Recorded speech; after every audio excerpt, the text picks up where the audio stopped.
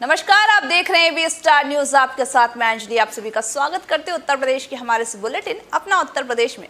कासगंज जिले में सोरो को तीर्थ नगरी घोषित कराने की मांग को लेकर के बीते 4 वर्षों से चल रहे आंदोलन शुक्रवार को सफल हो गए हैं।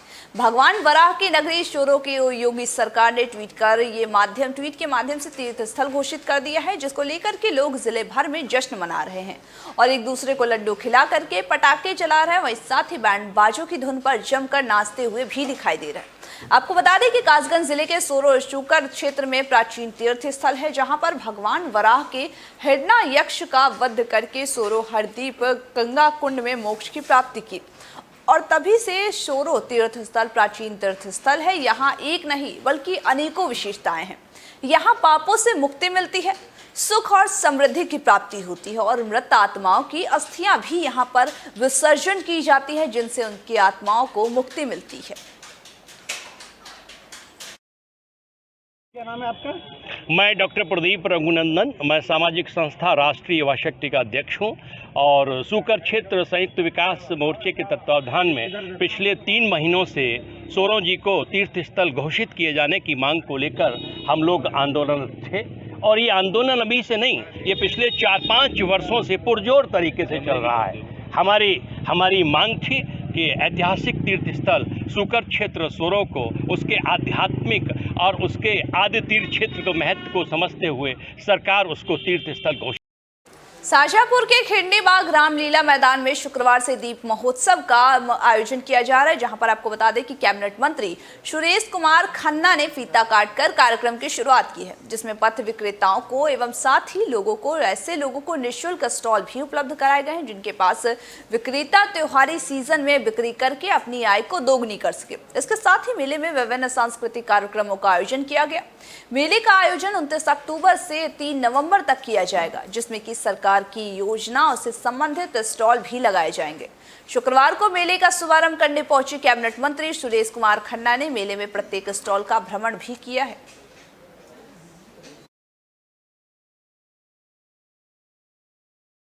खबर आगरा से है, जहां पर एक मां के कारनामों ने इंसानियत को शर्मसार करके रख दिया है। आपको बता दें कि मां ने नवजात बच्चे को जन्म तो दिया, लेकिन जीने का अधिकार उससे छीन लिया। मां ने बच्चे को जन्म दिया और उसको प्लास्टिक के कट्टे में बंद करके फेंक दिया। जब आपको बता दें कि नवजात बच्चे की रोने की आवाज़ ग्रामीणों ने सुनी, तो उन्होंने नवजात शिशु को प्लास्टिक के कट्टे से बाहर निकाला और उस बच्चे को उपचार के लिए अस्पताल भेजा और साथ ही वहीं आसपास के लोगों में बच्चों के बारे में तरह तरह की चर्चाएं भी शुरू हो गई हैं।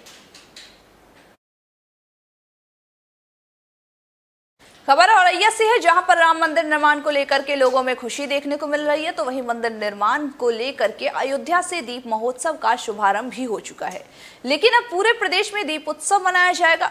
शुक्रवार को कृषि राज्य मंत्री लखन सिंह राजपूत ने दीपोत्सव कार्यक्रम का शुभारंभ किया है। इस मेले में राज्य मंत्री लखन सिंह ने अयोध्या में राम मंदिर को लेकर के दीपोत्सव में कहा कि मानो राम जी का जन्म हो रहा हो और पूरे उत्तर प्रदेश में मेले का आयोजन भी हो रहा है और आज इसका शुभारंभ किया गया। तो ये दीपोत्सव मेला है, क्योंकि हमारे प्रदेश में अयोध्या से शुरू होगा।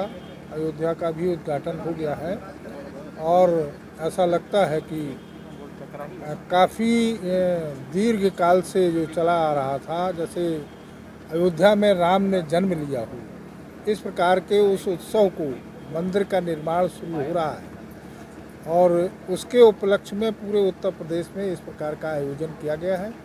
इसका आज उद्घाटन औरैया जनपद में औरैया नुमाइश ग्राउंड में मेले का आयोजन किया गया है। उस कार्यक्रम का शुभारंभ हुआ है। विगत वर्षों में पहली बार देखा गया कि किस तरीके का दीपावली से पहले मेले का आयोजन किया गया है। लोगों को इससे क्या लाभ मिलेगा? नहीं, वर्षों से नहीं, पिछले वर्षों में भी जाइए, अयोध्या में 5 लाख दीपक जलाकर पिछली वर्ष भी दीपोत्सव का मेले का आयोजन किया गया था और माननीय मुख्यमंत्री जी द्वारा उसका उद्घाटन किया गया था।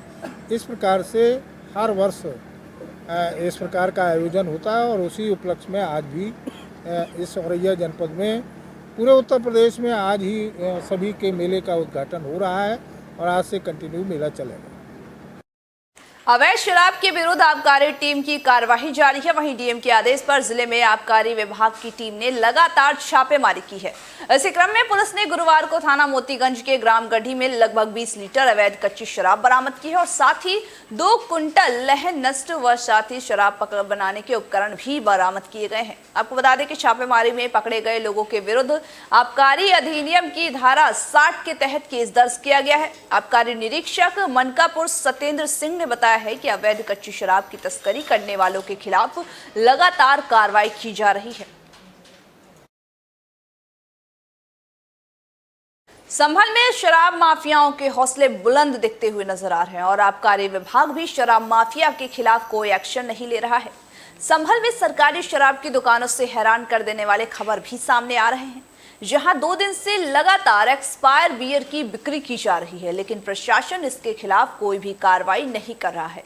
पुलिस प्रशासन भी इसके खिलाफ कोई कार्रवाई नहीं कर पा रही है और वहीं शराब माफिया लोगों की जिंदगियों के साथ खतरे में डाल करके उनकी जिंदगियों के साथ खेलते हैं और साथ ही लाखों की लूट करने में भी लगे हुए हैं।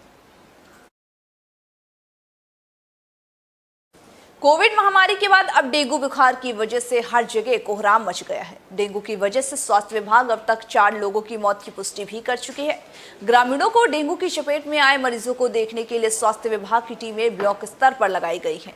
औरैया जिले के भाग्यनगर ब्लॉक के ग्राम दौलतपुर गांव में अधिकांश लोग बुखार से पीड़ित हैं, तो वहीं गांव में जलभराव की समस्या और साथ ही सफाई की समस्या सबसे ज्यादा आ रही है। वहीं गांव में डॉक्टरों की टीम ने बुखार से संभावित 25 लोगों के सैंपल भी लिए गए हैं। साथ ही साथ 80 लोगों को दवाइयां उपलब्ध भी कराई गई है। साथ ही साथ मलेरिया डेंगू के टेस्ट भी कराए गए हैं। पानी का निकास का रास्ता था वो लोगों ने बंद कर दिया है। अब इसके ऊपर कोई भी यानी कि सुनवाई नहीं हो रही है साहब। हम लोग बहुत परेशान हैं। बारिश का पानी उसी भरा रहता है, निकल पाता नहीं है, बदबू आती है। हाँ साहब, बदबू भी आती है। आप चल के देखिए साहब, उस तालाब की स्थिति इतनी गंदगी है कि साहब अच्छे भले आदमी वहाँ किनारे पे खड़ा नहीं हो सकता है। हमारे यहाँ तो साहब बीमार तो पूरा 100% मोहल्ला ही पूरा साहब। हमारे यहाँ हर ब्लॉक में 3-3 टीमें, डिस्ट्रिक्ट लेवल की भी 3 टीमें हैं हमारे पास, बना दी हमने। और जहाँ भी हमें सूचना मिलती है हमारी स्वास्थ्य की पूरी टीम जाती है, वहाँ हम लोग कैंपिंग भी करते हैं। और हमारे मलेरिया डिस्ट्रिक्ट मलेरिया अधिकारी हैं, उनकी टीम भी जाती है और वो वहाँ पे हमारे फॉगिंग और स्प्रे सब कुछ करा रहे हैं।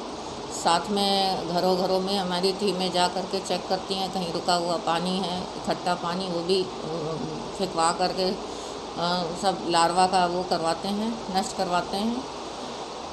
और हमारी कैंप की टीमें जा कर के जो है कैंप करती हैं, जिसमें कि सैंपल लेके हम लोग एलाइजा टेस्ट कराने के लिए डेंगू के वगैरह के लिए हम कानपुर मेडिकल कॉलेज भेजते हैं। और उसके अलावा हम लोग मलेरिया की स्लाइड। बबराला स्टेशन रोड पर एसडीएम ने दुकानों तथा गोदामों में छापेमारी की है, जहां पर छापेमारी में पकड़ी गई अवैध पॉलीथीन और बाजारों में लगे होर्डिंग्स भी हटवाए हैं। छापेमारी आपको बता दें कि सुबह 11 बजे गुनौर में अवैध रूप से पॉलीथीन की बिक्री कर रहे दुकानदारों और दुकानों तथा साथ ही गोदामों में की गई थी। छापेमारी में 3 किलो पॉलीथीन भी जब्त की गई। एसडीएम की कार्रवाई से बाजार में हड़कंप मच गया और एसडीएम ने कहा कि अतिक्रमण तथा अवैध रूप से बिक्री की जा रही पॉलीथीन के खिलाफ लगातार प्रशासन कार्रवाई करेगा। इस मौके पर नगर पंचायत बबराला के दर्जन कर्मचारी भी मौजूद रहे। बिजली की तार में शॉर्ट सर्किट होने की वजह से पास में खड़े हुए एक डीजल टैंकर में आग लग गया और टैंकर में आग लगने से टैंकर पूरी तरह से आग के गोले में तब्दील हो गया। तो वहीं ड्राइवर और कंडक्टर ने किसी तरह से वहां से भाग करके अपनी जान बचाई और वहीं आग लगने से आसपास के लोगों में अफरा तफरी का माहौल बन गया। यह घटना आपको बता दें कि उत्तरौला और गोंडा रोड के थाना धानेपुर की बताई जा रही है। संभल के सरकारी इफ्को केंद्र पर खाद न मिलने से भीड़ अब बढ़ गई है। जहां ललितपुर में किसानों के खाद न मिलने पर चिंता का विषय बना हुआ है, तो वहीं इफ्को केंद्र हयात नगर पर उस समय किसानों को निराशा की हाथ लगी जब सुबह से ही लाइनों में वो लगे हुए, लेकिन फिर भी खाद न मिलने पर उन्हें खाली हाथ ही लौटना पड़ा। किसानों का कहना था कि पहले आधार कार्ड को जमा कर लेते हैं और फिर उसके बाद शाम को यह कहकर वापस कर देते हैं कि अब खाद खत्म हो चुका है। ललितपुर में लाइन में खड़े खड़े एक किसान की मौत भी हो गई है, लेकिन उसके बाद भी कोई भी संज्ञान नहीं लिया गया। किसानों को लाइन में लगकर अपनी बारी का इंतजार भी करना पड़ा, लेकिन इसके बावजूद भी उनकी बारी शाम तक नहीं आई, जहां सरकारी एपो केंद्र पर लगातार भीड़ भी देखने को मिल रही थी। आज के हमारे इस उत्तर प्रदेश के बुलेटिन आपका उत्तर प्रदेश में बस इतना ही। तमाम बाकी खबरों के अपडेट्स के लिए बने रहिए हमारे साथ और देखते रहिए एबी स्टार न्यूज़।